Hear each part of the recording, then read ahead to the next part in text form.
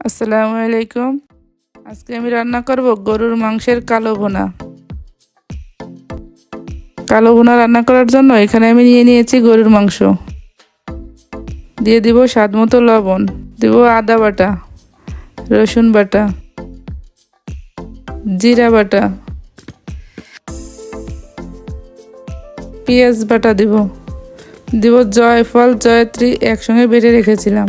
দিয়ে দিব ধনিয়া গুঁড়া, মরিচ গুঁড়া, হলুদ গুঁড়া, দিয়ে দেবো পেঁয়াজ কুচি, পেঁয়াজ ব্রেস্তা। এখন দিয়ে দেব রাঁধুনি গুঁড়া। আস্ত রাঁধুনিটা আমি এখানে গুঁড়ো করে নিয়েছি।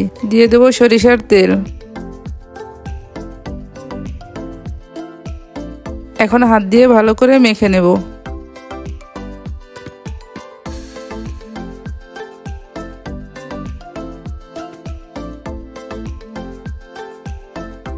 এবার আমি দিয়ে দেবো আস্ত মশলাগুলো, দারচিনি, বড় এলাচ, গোলমরিচ, স্টার এলাচ, লবঙ্গ, সবুজ এলাচ, তেজপাতা।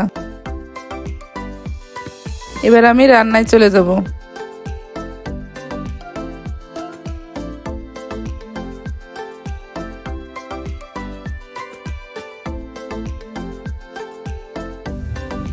রান্নাটা বসিয়ে দিয়েছি। কালো ভুনা রান্নায় সময়টা একটু বেশি লাগে, কম আছে রান্নাটা করে নিব।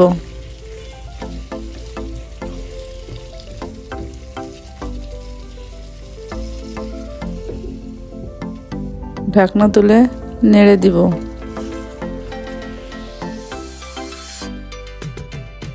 রান্নাটা ঢেকেই করতে হবে।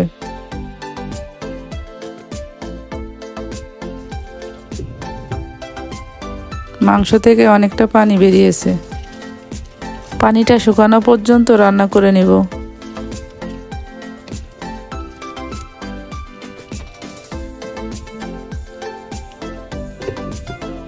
কিছুক্ষণ রান্না করার পর পানিটা শুকিয়ে গেছে। এবার আমি দিয়ে দেব গরম পানি। একবারে বেশি পানি দিব না, অল্প অল্প করে পানি দিব।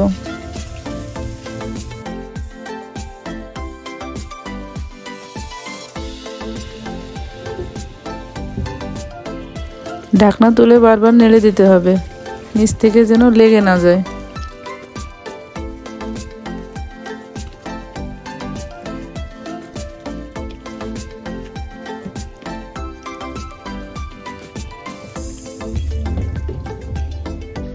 এখন আমি দিয়ে দেব সয়া সস।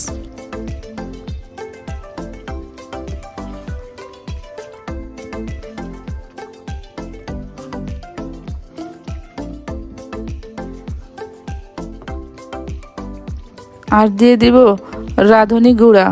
আস্ত রাঁধুনি গুঁড়ো করে রেখেছিলাম।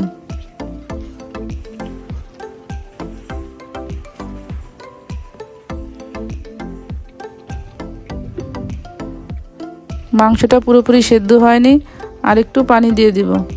গরম পানিটাই দিতে হবে।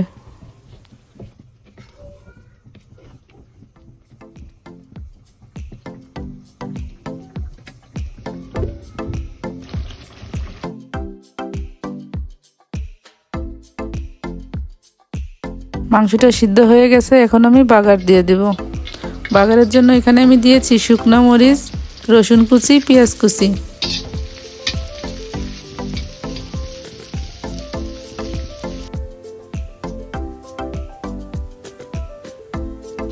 বাগারটা মাংসের পরে ঢেলে দিব।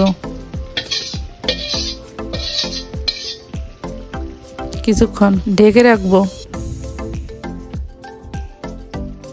ঢাকনা তুলে দিয়ে দিব গরম মশলা, ভাজা গরম মশলার গুঁড়া।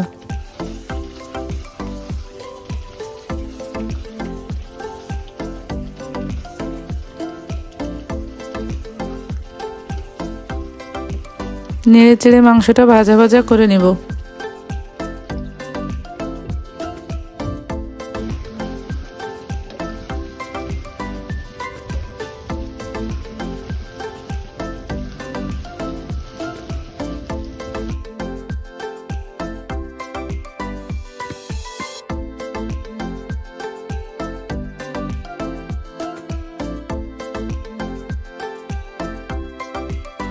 নাড়তে থাকতে হবে, না নাড়লে নিচ থেকে পুড়ে যেতে পারে।